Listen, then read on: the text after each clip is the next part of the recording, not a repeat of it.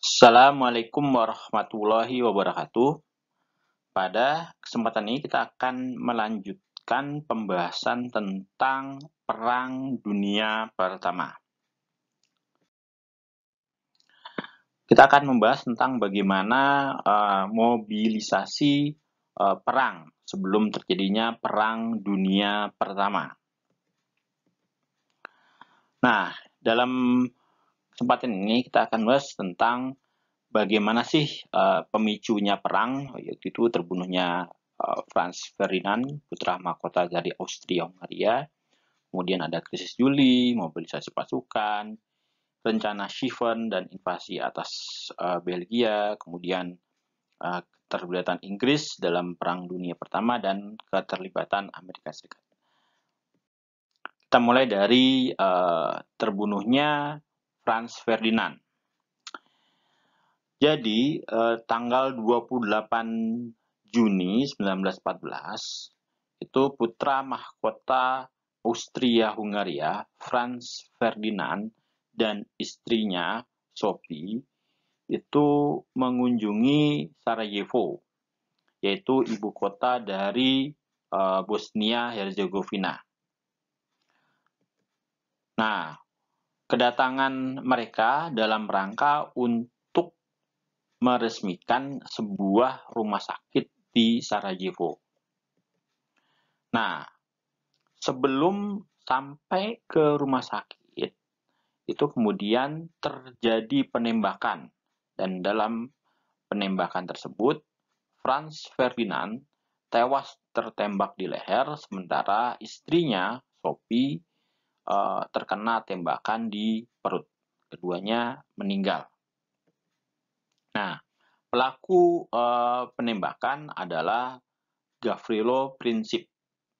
Siapa sih Gavrilo Princip? Nah, Gavrilo Princip merupakan anggota dari organisasi yang Bosnia, yang memang sangat menentang aneksasi atau penguasaan Austria-Hungaria terhadap Bosnia-Herzegovina. Kalau kita flashback, kemarin kan di materi sebelumnya dijelaskan bahwa Austria-Hungaria menguasai Bosnia-Herzegovina sejak tahun 1908. Nah, yang Bosnia ini nggak suka ketika Bosnia itu berada di bawah penguasaan dari Austria-Hungaria.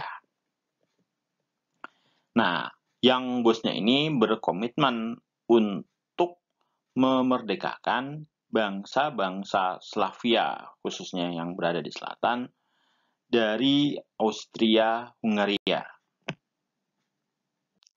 Pemerintah Austria-Hungaria menuduh Gavrilo Princip dan komplotannya ini didukung oleh Serbia. Austria-Hungaria berkeyakinan ada anggota-anggota militer atau komandannya ataupun pejabat-pejabat dari Serbia itu mengetahui rencana pembunuhan tersebut. Hanya kemudian Austria-Hungaria menggunakan peristiwa ini sebagai kesempatan untuk menyerang Serbia. Kalau kita flashback ke materi sebelumnya, itu kan memang sejak awal memang ada konflik antara Serbia yang punya kebijakan anti-Australia dan Austria-Hungaria sendiri yang memang nggak suka dengan apa yang dilakukan oleh Serbia. Nah, kemudian untuk menjamin netralitas Rusia, artinya biar supaya Rusia nggak membantu Serbia, Austria-Hungaria itu memerlukan bantuan Jerman. Waktu itu Kaisar dari Austria-Hungaria kemudian menghubungi Kaisar Jerman yang intinya minta bantuan supaya Kaisar Wilhelm II mengirim telegram ke Rusia supaya tidak ikut campur, kira-kira seperti itu. Nanti akan kita bahas. Setelah mendapat dukungan dari Jerman, pada tanggal 23 Juli 1914, Austria-Hungaria mengeluarkan 10 ultimatum kepada Serbia. Ultimatum itu sengaja dibuat tidak masuk akal agar Austria-Hungaria bisa memulai perang dengan Serbia. Beberapa ultimatum itu diantaranya adalah Austria-Hungaria meminta supaya Serbia membersihkan organisasi-organisasi yang anti Austria-Hungaria. Kemudian Austria-Hungaria menyodorkan sejumlah nama pejabat dan perwira militer yang diyakini terlibat dalam pembunuhan Franz Ferdinand. Kemudian menuntut supaya pejabat dan perwira yang ada dalam daftar tersebut itu supaya dipecat. Dan yang berikutnya adalah Austria-Hungaria meminta Serbia menerima partisipasi dari Austria-Hungaria dalam investigasi pembunuhan dari Franz Ferdinand. Permintaan yang tidak bisa dipenuhi oleh Serbia adalah menerima partisipasi Austria-Hungaria dalam investigasi internal pembunuhan. Kenapa kok nggak mau menerima? Karena itu terkait dengan kedaulatan dari Serbia. Jadi Austria-Hungaria sengaja ingin menginjak-injak kedaulatan dari Serbia. Nah, karena Serbia tidak bisa memenuhi tuntutan dari Austria-Hungaria, maka pada tanggal 28 Juli 1914, Austria-Hungaria menyatakan perang terhadap Serbia. Nah, waktu itu Inggris mengajukan diri sebagai mediator untuk menengahi krisis itu.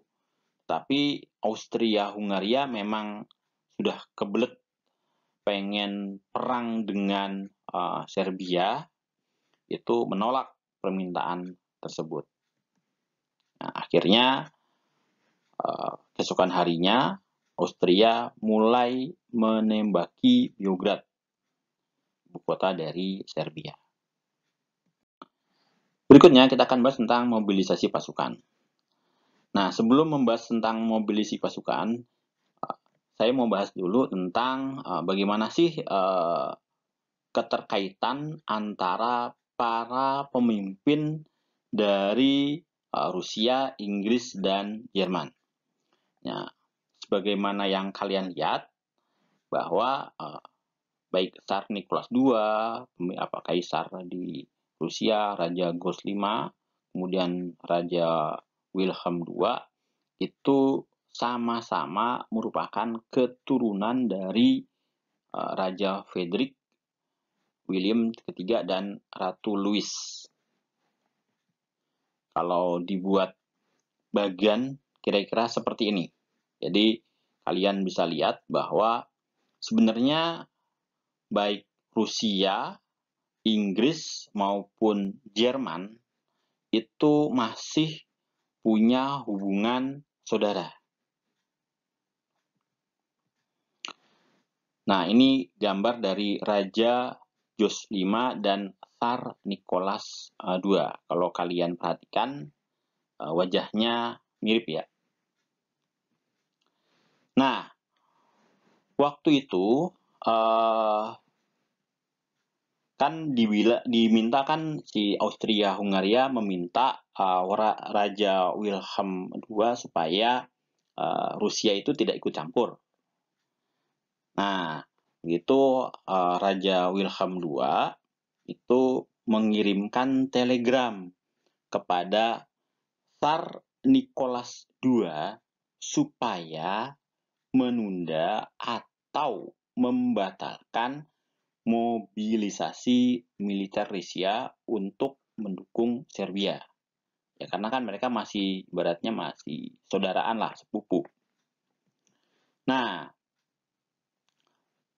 si Raja Tsar Nicholas II kemudian menjawab telegramnya.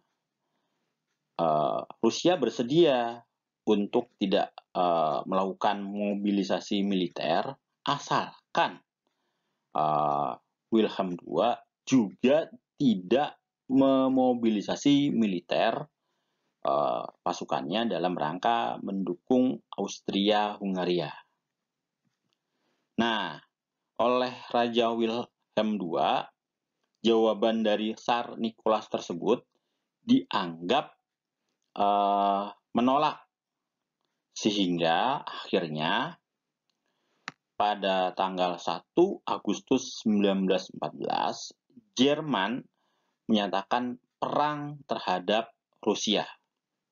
Nah, sampai di sini Inggris masih bersikap netral, bahkan berupaya untuk mendamaikan di antara saudara-saudaranya supaya jangan terjadi perang.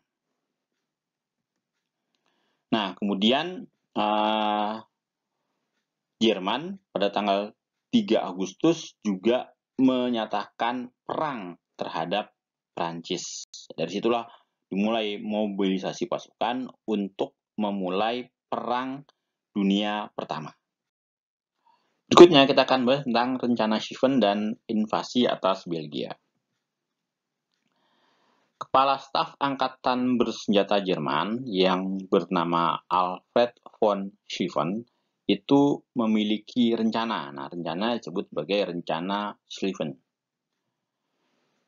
Isi dari rencana Schlieffen itu adalah 7/8 tentara Jerman itu disiapkan untuk serangan di front barat melawan Prancis. Nah, untuk itu pasukan Jerman itu harus melakukan gerakan melingkar besar-besaran. Kalian bisa lihat di gambar ini. Jadi kan Jerman rencananya melakukan serangan terhadap Prancis. Nah, konsekuensi dari rencana Schlieffen ini, tentara Jerman harus memasuki wilayah Luxembourg dan Belgia yang netral. Jadi Belgia itu sudah sejak lama menyatakan netral dalam berbagai konflik-konflik yang ada di Eropa.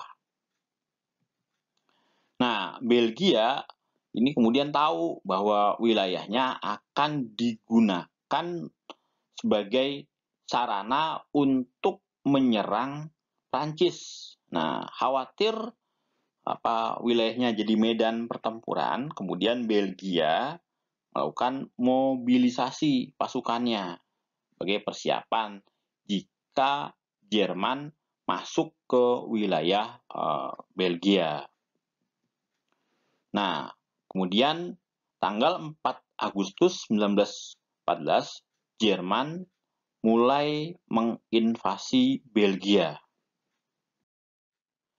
Nah, seperti yang saya katakan di atas, Raja George V yang merupakan sepupu dari Tsar Nicholas II dan Raja Wilhelm II itu awalnya ingin tetap netral.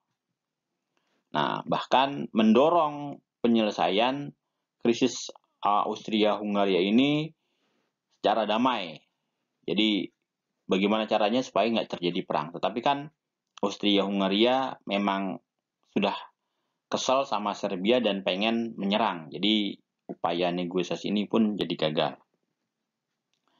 Nah, kemudian kita flashback sedikit. Di tahun 1839 itu ada perjanjian antara Inggris dan Belgia. Dalam perjanjian tersebut, Inggris berkewajiban melindungi netralitas Belgia. Kan Belgia dikatakan netral dalam setiap konflik di Eropa. Nah, kemudian Inggris punya perjanjian dengan Belgia yang intinya Inggris akan melindungi netralitas Belgia. Nah, ketika Jerman menginvasi Belgia tanggal 4 Agustus, Inggris kemudian mendesak Jerman supaya menarik mundur pasukannya. Jangan kalau kamu mau perang lawan Prancis silahkan, tapi jangan lewat Belgia, karena kan Belgia itu berada dalam perlindungan dari Inggris. Akan tetapi ultimatum Inggris itu kemudian diabaikan oleh Jerman. Sehingga akhirnya pada tanggal 4 Agustus 1914 Inggris menyatakan perang terhadap Jerman. Dari situlah mulai keterlibatan Inggris dalam Perang Dunia Pertama. Berikutnya kita akan bahas tentang keterlibatan Amerika Serikat. Ada 3 kebijakan Jerman yang memaksa Amerika Serikat untuk terlibat dalam perang dan berada di pihak sekutu. Yang pertama adalah tenggelamnya kapal Lusitania. Yang kedua, kebijakan perang Jerman yang waktu itu menggunakan siasat perang kapal selam tanpa batas. Dan yang terakhir adalah telegram dari Zimmerman. Kita bahas dari tenggelamnya kapal Lusitania. Pada tahun 1915, kapal Lusitania itu ditorpedo oleh U-boat milik Jerman. Nah, peristiwa itu terjadi di lepas pantai selatan Irlandia.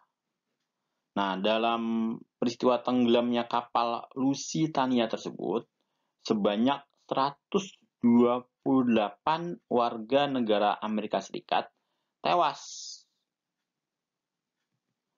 Nah, kenapa kok Jerman menyerang kapal Lusitania? Alasan yang pertama, Jerman beralasan bahwa laut di sekitar Inggris itu adalah zona perang. Jadi, kapal apapun yang melintasi zona perang itu harus ibaratnya ditenggelamkan. Nah, kemudian Inggris nggak setuju. Wah, itu berarti Jerman melanggar tuh hukum pelayaran internasional, namanya Crucial Rules. Crucial Rules apa sih? Ya, jadi Crucial Rules itu ditetapkan sekitar tahun 1909, yaitu merupakan hukum maritim internasional yang mengatur bagaimana tata cara dari pasukan angkatan laut dari negara-negara yang bertikai. Ya, jika mereka ibaratnya ketemu sebuah kapal, nggak bisa kapal itu langsung ditenggelamkan begitu saja. Jadi kapal-kapal yang ada yang mereka curigai itu ibaratnya harus diselidiki dulu. Jadi kalau mau ditenggelamin boleh. Caranya kapal Jerman waktu itu ibaratnya naik dulu ke kapalnya yang dicurigai, misalnya kapal Lusitania. Nah, kemudian setelah itu dilihat ini bener nggak nih dia bawa sesuatu. Nah, kalau sudah benar, wah ini bawa sesuatu ketahuan nih, ya udah awak kapalnya disuruh turun naik ke skoci. Nah, habis itu kapalnya silahkan ditenggelamkan. Kira-kira seperti itu. Tapi kan waktu itu Jerman ketika menenggelamkan kapal Lusitania itu dia nggak pakai kapal perang biasa, tapi pakai kapal selam. Nah, berarti artinya kan kapal selamnya Jerman harus naik dulu ke permukaan, kemudian periksa. Waktu itu jadi ibaratnya menurut Jerman cara seperti ini nggak aman. Nah, berarti kan nanti kapalnya kelihatan dong. Kan dia kan kapal selam waktu itu. Kemudian kita lanjut. Nah, selain itu Jerman beralasan bahwa kapal Lusitania ini membawa amunisi perang bagi Inggris. Itu alasan dari Jerman. Jadi kapal Lusitania ini akhirnya ditenggelamkan. Terkait cruiser itu ibaratnya pro kontra lah. Jadi di satu sisi ya bijaksana banget ya, tetapi di sisi lain kan akan berbahaya bagi penyerangnya. Misalnya Jerman naik ke permukaan, kemudian diberesin dulu baru ditenggelamin, kan ibaratnya makan waktu. Kira-kira sebenarnya ini kan suasananya suasana perang. Berikutnya, kita akan membahas tentang kebijakan perang Jerman yang menggunakan strategi perang kapal selam tanpa batas. Pada tanggal 9 Januari, Jerman memblokkan kebijakan Unlimited Submarine Warfare atau perang kapal selam tanpa batas. Nah, waktu itu Presiden Amerika Serikat Woodrow Wilson protes dengan kebijakan Jerman tersebut. Nah, protes itu kemudian dibalas oleh pemimpin Jerman, Kaisar Wilhelm II, dengan sebuah memo, "Saya tidak peduli." Nah, akhirnya tanggal 3 Februari 1917, Amerika Serikat menyatakan perang terhadap Jerman. Kenapa kok Jerman melancarkan perang kapal selam tanpa batas? Ini alasan dari Jerman.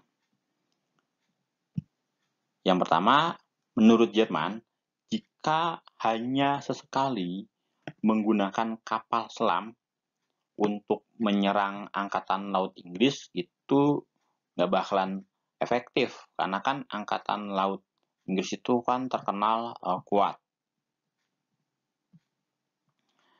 Yang kedua, adanya kecurigaan dari Jerman bahwa kapal-kapal milik Amerika Serikat ini aktif menyuplai amunisi bagi Inggris dan sekutu-sekutunya.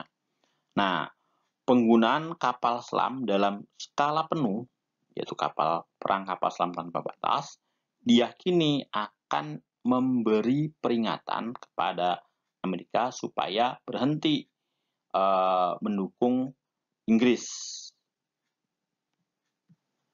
Kemudian, sejak penyerangan terhadap kapal Lusitania, Jerman meyakini bahwa Amerika Serikat cepat atau lambat itu akan terlibat dalam perang.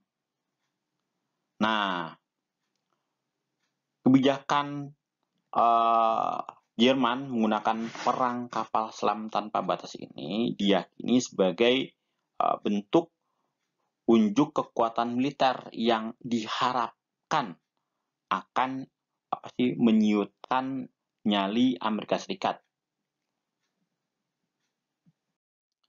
Berikutnya kita akan bahas tentang telegram Zimmermann. Zimmermann merupakan Menteri Luar Negeri Jerman. Nah, Arthur Zimmermann pada tanggal 16 Januari 1917 mengirim telegram rahasia kepada Duta Besar Jerman untuk Amerika Serikat. Namanya Heinrich von Eckhardt. Apa isi dari telegram rahasia tersebut? Isinya adalah memerintahkan kepada Eckhardt untuk mendekati pemerintah Meksiko untuk menjalin aliansi militer dengan Jerman dengan dana yang sepenuhnya dari Jerman. Jadi kalau ini sebagai bentuk antisipasi jika Amerika Serikat ibaratnya terjun ke Perang Dunia Pertama. Jadi mencoba mengomporin Meksiko. Nah, kenapa kok Meksiko mau? Ibaratnya alasannya apa? Apa yang dijanjikan oleh Jerman supaya Meksiko mau mendukung Jerman? Waktu itu Jerman menjanjikan jika Meksiko mau membantu Jerman, itu Jerman akan membantu Meksiko mendapatkan kembali wilayah seperti Texas, New Mexico, dan Arizona. Nah, wilayah tersebut awalnya itu merupakan milik dari Meksiko. Tetapi sekitar tahun 1848 itu terjadi perang antara Amerika Serikat dengan Meksiko, dan wilayah-wilayah tersebut kemudian diambil oleh Amerika Serikat, jadikan salah satu negara bagiannya. Kemudian isi yang lain dari telegram tersebut adalah Eckhart diperintahkan untuk mendorong Meksiko agar menjadi perantara aliansi antara Jerman dengan Jepang. Karena kan Jepang itu kan setelah menang dalam perang Rusia-Jepang itu kan merupakan kekuatan yang tidak bisa diremehkan. Jadi Jerman meminta supaya Meksiko bisa mendekati Jepang. Nah, dalam perjalanannya ternyata telegram tersebut berhasil dicegat dan dipecahkan kode-kodenya oleh agen intelijen Inggris. Nah, setelah dipecahkan, telegram tersebut disampaikan kepada Amerika Serikat. Nah, jadi Inggris menyampaikan isi telegram rahasia tersebut. Sudah barang tentu Amerika Serikat marah. Nah, kemudian menyatakan perang terhadap Jerman. Nah, Meksiko sendiri itu ibaratnya menolak tawaran Jerman. Jadi Meksiko nggak ikut-ikutan dalam Perang Dunia Pertama. Nah, keterlibatan Amerika Serikat dalam Perang Dunia Pertama itu kemudian yang nanti perlahan tapi pasti membuat Jerman itu mulai kewalahan. Sehingga akhirnya menjelang tahun 1918 kemudian memutuskan untuk menyerah. Oke, sekian dulu untuk video kali ini. Kurang lebihnya mohon maaf. Wassalamualaikum warahmatullahi wabarakatuh.